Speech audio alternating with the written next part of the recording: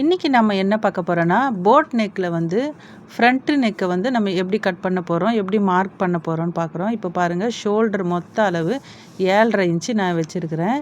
இது 40 சைஸ்க்கு. இப்போ நெக்கு வந்து நான் 4 இன்ச்சு வச்சுருக்கிறேன். கொஞ்சம் இறக்கமாக வேணும்னு கேட்டாங்க.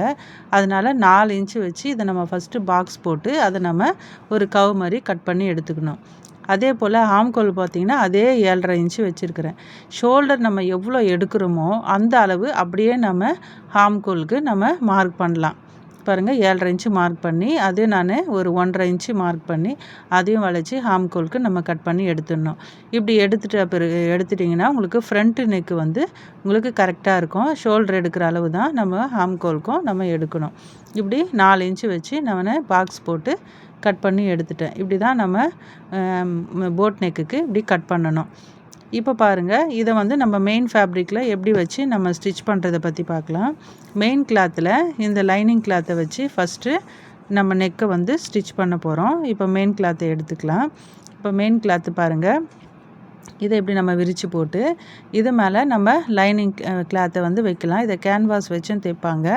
இது திக்னஸ்ஸாக இருக்கிற இந்த கிளாத்து ஷைனிங் கிளாத்துனால நான் கேன்வாஸ்லாம் யூஸ் பண்ணல. அப்படியே லைனிங் கிளாத்தை வச்சு இப்படி நம்ம பின் பண்ணியும் நம்ம தைச்சிக்கலாம். இல்லை அப்படியேனாலும் நம்ம கரெக்டாக நம்ம அதை வந்து கரெக்ட் பண்ணி வச்சு இப்படி ஃபுல்லாக நம்ம தையல் போட்டுடலாம். ஒரு கைடு அளவுக்கு நம்ம தையல் போட்டு எடுத்துடலாம். இப்போ பாருங்கள், தையல் எப்படி போடுறதுன்னு பார்க்கலாம். இப்போ பாருங்கள், தையல் போடுறேன். ஒரு கைடு அளவுக்கு இதை வந்து நம்ம கரெக்ட் பண்ணி அந்த வளைவாக தையல் போட்டு எடுத்துடலாம்.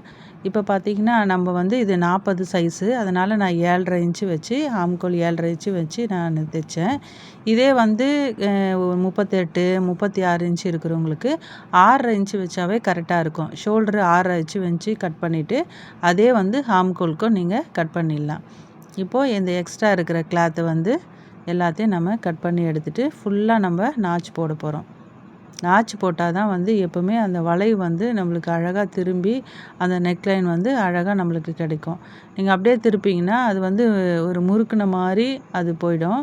இந்த மாதிரி ஃபுல்லாக அந்த ரவுண்ட் ஷேப் நீங்கள் எந்த நெக்கு தைச்சாலுமே இப்படி வந்து நாச் போட்டுட்டு இதை நம்ம அப்படியே திருப்பி எடுத்துடலாம். பாருங்கள், இப்படி தான் நம்ம திருப்பணும். இதை திருப்பிட்டு இது ஃபுல்லாக நம்ம ஸ்டிச் பண்ணிடலாம்.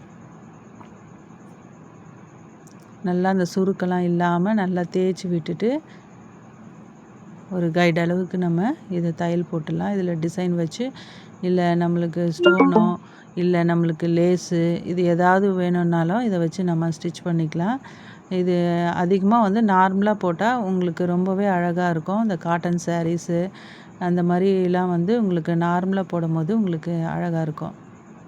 இது ஃபுல்லாகவே நம்ம அந்த சுருக்கம் இல்லாமல் கிளியராக தைச்சி வச்சிங்கன்னா உங்களுக்கு அந்த நெக்கு வந்து அழகாக உங்களுக்கு வரும். பொறுமையாக தைங்க. நெக்கு தான் வந்து ஒரு ப்ளவுஸில் வந்து ரொம்பவே நம்மளுக்கு நீட்டாக அந்த ஃபினிஷிங் வந்து நம்மளுக்கு காட்டுறது அந்த நெக்கு தான். அதனால் நெக்கு வந்து எப்போவுமே அந்த சுருக்கம் வராமல் அந்த கோடுலாம் வராமல் நம்ம அழகாக தைச்சி எடுக்கணும்.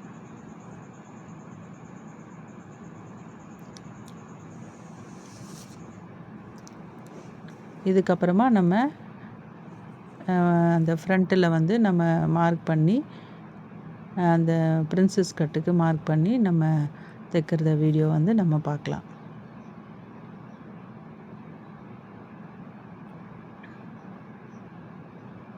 இப்போ தைச்சி முடித்தாச்சு. இப்போ பாருங்கள் எவ்வளோ அழகாக வந்திருக்கு, எவ்வளோ சூப்பராக வந்திருக்கு பாருங்கள். பார்க்குறதுக்கே ரொம்ப சூப்பராக இருக்குது. நீங்களும் ட்ரை பண்ணி பாருங்கள். லைக் பண்ணுங்கள், கமெண்ட் பண்ணுங்கள். தேங்க்யூ.